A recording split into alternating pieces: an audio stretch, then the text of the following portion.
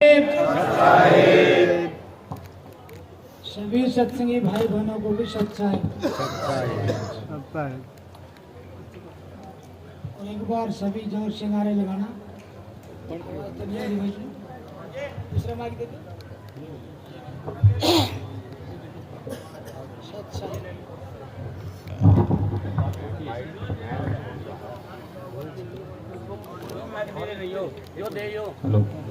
बोलो सतगुरु कबीर साहेब की जय, सतगुरु इंद्रमणि साहेब जी की जय, बोलो सत साहेब।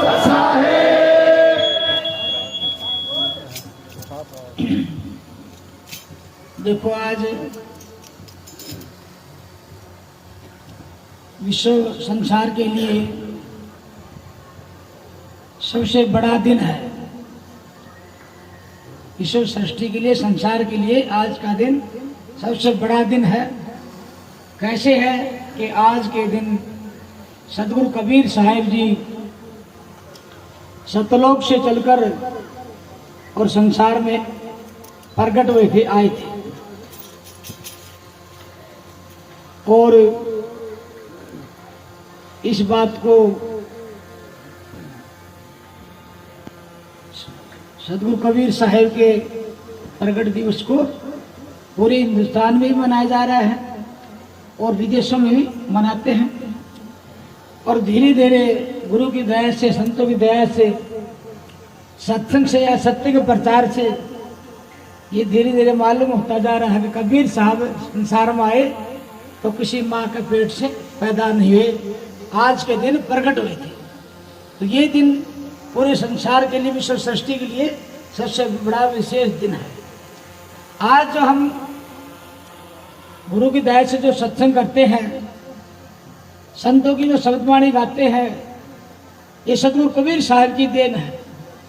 संत मता सतगुरु कबीर साहब ने चलाया और विश्व सृष्टि की भलाई के लिए, जीव की शांति के लिए, सत्य का प्रचार करने के लिए सतगुरु कबीर साहब संसार में आए और संसार में आकर के अनेक कबीर साहब ने लीलाएं दिखाई, होनी अनहोनी करके दिखाई।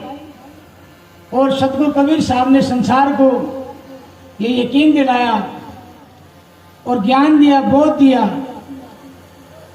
सत्य का प्रचार किया। वे जीव तो अमर बनना चाहता है, लक्षणों से बचना चाहता है, तो हमारी बात को मान तो सत्य को भज, सत्य को पूज, सत्य का नाम ले, सत्य की प्राप्ति कर। और कबीर साहब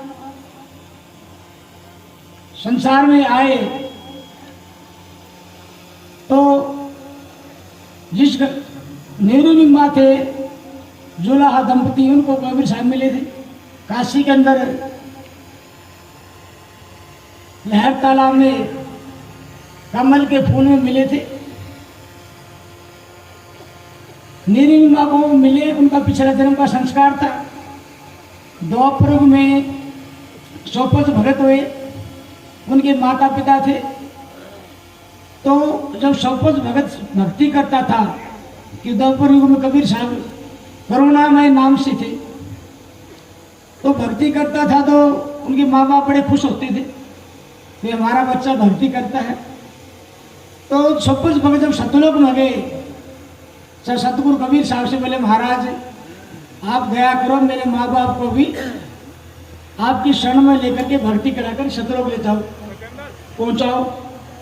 तो कबीर साहब कई जन्म तक उनके पीछे पड़े। सोपत भगत के जो माता पिता थे वो कभी किसी ब्राह्मण कुल में जन्म लिया, कहते कहीं कुल में जन्म लिया, कई जन्म तो उनके पीछे पड़े रहे। तो उन्होंने नेहरू निम्मा जुलाहा दंपति थे, वो सोपत भगत के माँ बाप थे द्वापर युग में। तब कबीर साहब उनको उभारने के लिए आए और उनके घर में गए। मुसलमान जुलाहा थे, नेहरू निम्मा का नाम था। कबीर साहब उनके घर में दिन भर दिन बड़े होते गए ना कोई दूध पिया, ना कुछ अन्न खाया। और जब वो बड़े धीरे होने लगे तो जो मुसलमान रीति रिवाज थी वो कबीर साहब ने कोई नहीं मानी। जैसे मुसलमान में सुन्नत करते हैं वो नहीं करने पाए, और जो नामकरण किया तो खुद कबीर साहब ने, छोटा बच्चा था, खुद कबीर साहब ने कहा मेरा नाम कबीर है। ऐसे जो बड़े हुए तो सत का प्रचार करने लगे। हिंदू मुसलमान दोनों दिनों को समझाने लगे पंडित और मौलवी को। वो बोले भी कबीर ऐसा ज्ञान तू कहाँ से लेके आया है? ना हिंदू जो मानते हैं वो ज्ञान नहीं है, ना मुसलमान मानते वो ज्ञान नहीं है, ना वेद में ना कुरान में। तो लोग किससे तो ऐसा ज्ञान लेके आए? बिना गुरु को ज्ञान मिलता नहीं। तो कबीर साहब ने उस समय काशी में जो रामानंद जी थे, ब्राह्मण, बड़े प्रभावशाली थे, उनकी उम्र भी बहुत ज्यादा थी, उनको गुरु बनाया। वो शूद्र को और मुसलमानों को चेला बनाते नहीं थे, तो कबीर साहब ने कुछ युक्ति करके उनको गुरु बनाया। उसके बाद में दोनों दिनों को एकता का उपदेश दिया, सत्य का उपदेश दिया। बड़े बड़े राजा महाराजा थे उनको समझाया, बड़े बड़े बादशाह थे उनको समझाया, और कबीर साहब की बात उन्होंने मानी।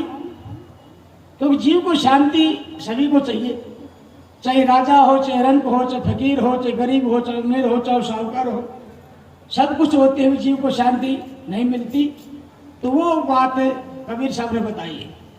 तो कबीर साहब के शरण में आए, बड़ी बड़ी लीला करके दिखाई, उनको समझाया बुझाया कबीर साहब ने, उनकी शरण में आए।